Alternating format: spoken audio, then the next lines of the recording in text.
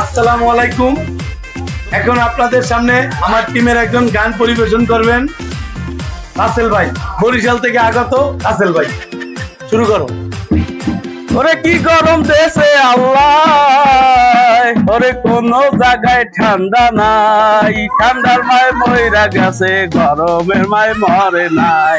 ঠান্ডার মায় ময়রা গেছে, গরমের মায় মরে নাই। ওরে কি গরম দিছে আমায়, কোনো জায়গায় ঠান্ডা নাই। ঠান্ডার মায় মইরা গেছে, গরমের মায় মরে নাই।